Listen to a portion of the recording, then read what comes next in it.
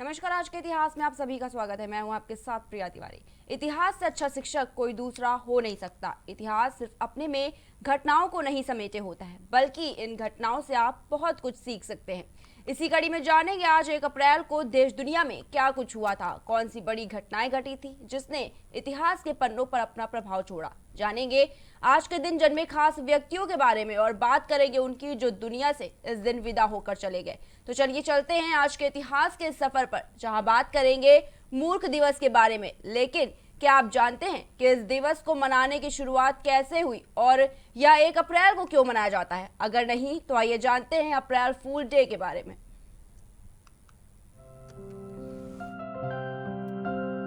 हर साल 1 अप्रैल को मूर्ख दिवस के रूप में मनाया जाता है। हालांकि इसे आधारिक तौर पर छुट्टियों के रूप में मान्यता नहीं दी जाती।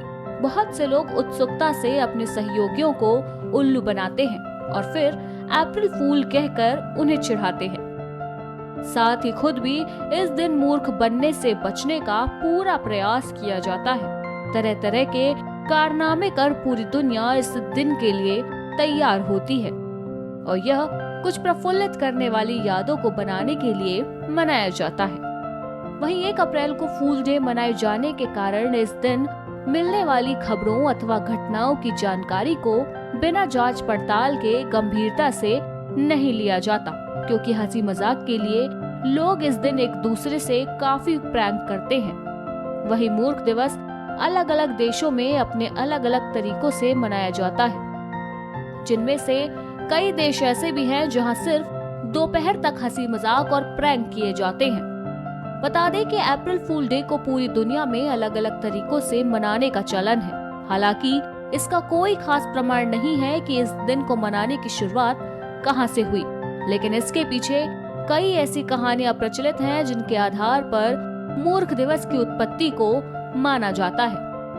अप्रैल फूल डे की उत्पत्ति को लेकर ऐसा माना जाता है कि इसकी शुरुआत फ्रांस में 1582 में हुई थी, जिसके मुताबिक अप्रैल फूल डे पूरी तरह से पोप ग्रेगरी 13वें कैलेंडर के परिवर्तन पर आधारित है।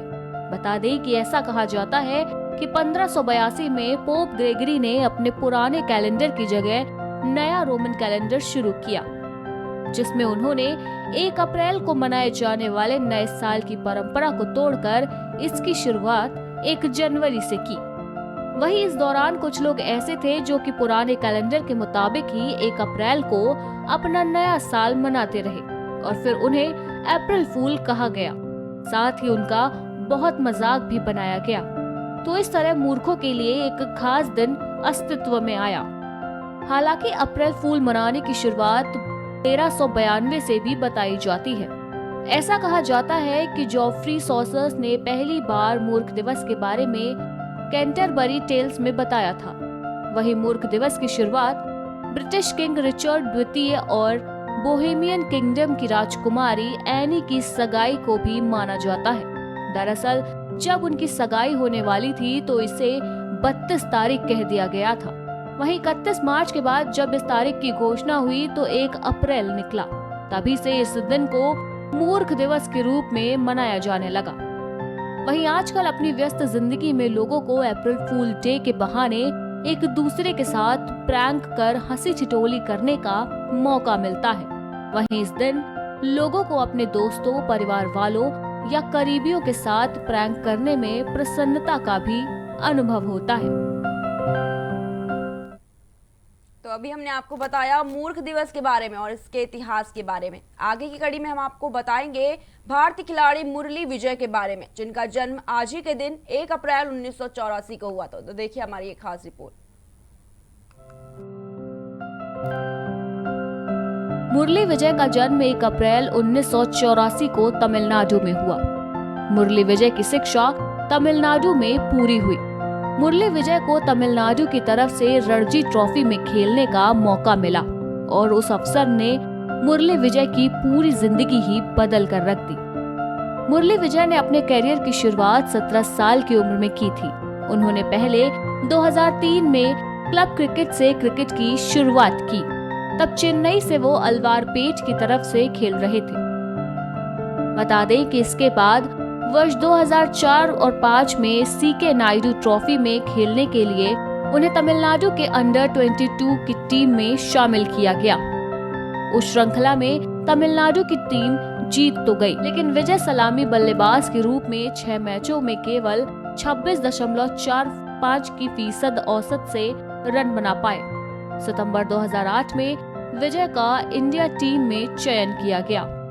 तब न्यूजीलैंड ए की टीम 2-4 दिनों के मैच खेलने के लिए भारत आई थी। अक्टूबर 2008 में विजय का नाम चैलेंजर ट्रॉफी खेलने के लिए टीम इंडिया में शामिल किया गया। उस ट्रॉफी में विजय ने शानदार प्रदर्शन कर 3 मैचों में 54.66 की औसत से 164 रन बनाए। मुरली विजय के बारे में बहुत सी रोचक बातें हैं। आपको बता दें कि मुरली विजय 12वीं कक्षा में 40% अंक प्राप्त किए थे। वहीं उनकी बहन ने 98% अंक प्राप्त किए थे। उनके इस परीक्षा के परिणाम को देखकर उनके पिता ने कहा था कि वो केवल चपरासी बनने के लायक हैं। अपने पिता की यही बात उन्हें इतनी बुरी लगी कि उन्होंने खुद का घर छोड़ दिया और होटल में जाकर रहने लगे। खुद का गुजारा चलाने के लिए उन्होंने स्नूकर क्लब में काम करना शुरू कर दिया और साथ ही साथ कमीशन का बिजनेस भी चालू कर दिया था। मगर इसके साथ ही वो क्रिकेट की प्रैक्टिस करना कभी नहीं भूलते थे। बाद में उन्होंने पढ़ाई करके 12वीं परीक्षा उत्तीर्ण की। विवेकानंद कॉलेज में दाखिला लिया क्योंकि वो कॉलेज क्रिकेट खेलने वालों के लिए अच्छे माने जाते थे। बता दें कि इनके बाल लंबे होने के कारण शुरुआत में उन्हें तमिलनाडु की टीम में शामिल नहीं किया गया था। बाद में उन्हें बाल कटवाने पड़े, तब जाके उनका चयन टीम में हो सका। बता दें कि उनका स्वभाव शांत होने के कारण उन्हें सभी साधु कह करके बुलाया करते थे। तो अभी आपने जाना मुरली विजय के बारे में। आगे हम आपको बताने जा रहे हैं मोहम्मद हामिद अंसारी के बारे में, जिनका जन्म आज ही के दिन यानी 1 अप्रैल 1937 को हुआ था। तो आइए जानते हैं इनके बारे में कुछ रोचक बातें। मोहम्मद हामिद अंसारी भारत के उपराष्ट्रपति रहे हैं। वे भारतीय अल्पसंख्यक आयोग के भूतपूर्व अध्यक्ष भी रहे हैं। बता दें कि वे एक शिक्षाविद तथा प्रमुख राजनेता हैं। वह अलीगढ़ मुस्लिम विश्वविद्यालय के उप कुलपति भी रह चुके हैं। वे 11 अगस्त 2007 को भारत के 13वें उपराष्ट्रपति चुने गए थे।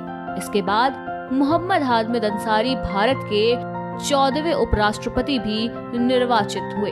उन्हें उपराष्ट्रपति पद के चुनाव 2012 की मतगणना के बाद 7 अगस्त 2012 को उपराष्ट्रपति निर्वाचित किया गया। भारतीय लोकतंत्र के इतिहास में डॉक्टर सर्वपल्ली राधाकृष्णन के बाद हामिद अंसारी दूसरे ऐसे व्यक्ति बने जो लगातार दूसरी बार इस पद पर निर्वाचित किए गए। बता दें कि हामिद अंसारी का जन्म कोलकाता में 1 अप्रैल 1937 को हुआ था, लेकिन उनका परिवार उत्तर प्रदेश के गाजीपुर का रहने वाला है। लेकिन उनकी शिक्षा Saint Edward's High School Shimla, Saint Xavier's College Kolkata और अलीगढ़ मुस्लिम यूनिवर्सिटी में हुई। वह एएमयू के उप कुलपति भी रह चुके हैं। उन्होंने राष्ट्रीय अल्पसंख्यक आयोग के अध्यक्ष का भी काम संभाला है। अंसारी ने अपने करियर की शुरुआत भारतीय विदेश सेवा के रूप में की। वह साल 1961 का था जब उन्हें संयुक्त राष्ट्र संघ में भारत का स्थायी प्रतिनिधि नियुक्त किया गया। अलीगढ़ मुस्लिम विश्वविद्यालय से उच्च शिक्षा प्राप्त करने के बाद हामिद अंसारी 1961 में भारतीय विदेश सेवा में चयनित किए गए। वे यूएई, अफगानिस्तान, ईरान और सऊदी अरब में भारतीय राजदूत और ऑस्ट्रेलिया में भारतीय उच्चायुक्त के पद पर भी रह चुके हैं। वर्ष 1993 और 1995 तक वे संयुक्त राष्ट्र में भारत के स्थायी प्रतिनिधि रहे। इसके अलावा हामिद अंसारी ने राष्ट्रीय अल्पसंख्यक आयोग के अध्यक्ष और उससे पहले अलीगढ़ मुस्लिम विश्वविद्यालय के उप कुलपति का भी पद संभाला। हामिद अंसारी को 1984 में पद्मश्री से भी सम्मानित किया गया। वहीं हम इनके राजनीतिक करियर की बात करें तो हामिद अंसारी वर्ष 2007 में भारत के 12वें उपराष्ट्रपति चुने गए। वे यूपीए और वामपंथी पार्टियों के साझा उम्मीदवार थे। उनके खिलाफ राष्ट्रीय जनतांत्रिक गठबंधन की तरफ से नजमा हेपतुल्ला और संयुक्त राष्ट्रीय प्रगतिशील गठबंधन की तरफ से रशीद मसूद उम्मीदवार थे, लेकिन चुनाव में शुरू से ही हामिद अंसारी की जीत तय मानी जा रही थी। उपराष्ट्रपति के चुनाव में अंसारी को 455 और हिब्बतुल्लाह को 222 मत मिले, जबकि तीसरे नंबर पर आने वाले रशीद मसूद को 75 मतों पर ही संतोष करना पड़ा। बता दें कि उपराष्ट्रपति के पद पर उनका कार्यकाल विवादों भरा रहा है, लेकिन कठिन परिस्थितियों में उन्होंने यूपीए को संकट से उबरने में मदद भी की। बता दें कि हामिद अंसारी के भारत में उपराष्ट्रपति काल के दौरान कुछ विवाद भी उनसे जुड़े हुए हैं। भारत में यूनाइटेड स्टेट्स ऑफ अमेरिका के तत्कालीन राष्ट्रपति बराक ओबामा की उपस्थिति में गणतंत्र दिवस मनाया गया था। ओबामा के साथ हामिद अंसारी के द्वारा भारत के राष्ट्रध्वज को सलामी न देने की तस्वीर वायरल हुई थी और मीडिया में भी इस मुद्दे पर काफी चर्चा हुई थी। भारत के सूचना एवं प्रसारण मंत्रालय ने उपराष्ट्रपति के ऊपर संगीन आरोप व टिप्पणियों के कारण आक्रोश व्यक्त करते हुए कहा कि उपराष्ट्रपति कार्यक्रम के दौरान सावधान मुद्रा में खड़े नजर आए।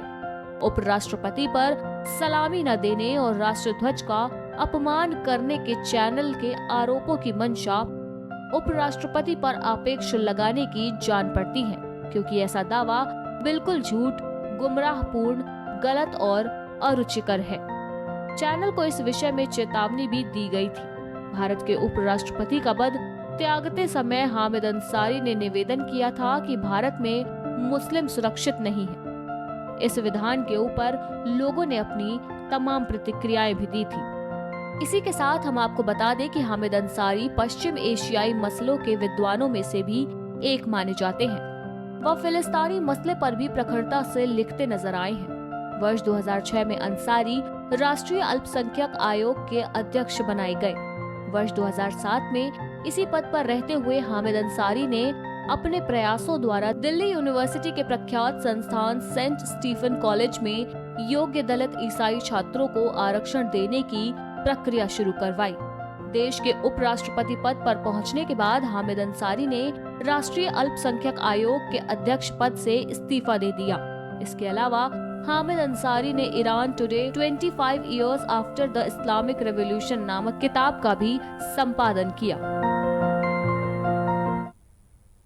तो ये थे हामिद अंसारी, जिनके बारे में अभी आपने जाना। ऐसे ही हर रोज के इतिहास के बारे में हम बताते रहेंगे आपको। तब तक के लिए बने रहिए हमारे साथ और देखते रहिए प्राइम टीवी।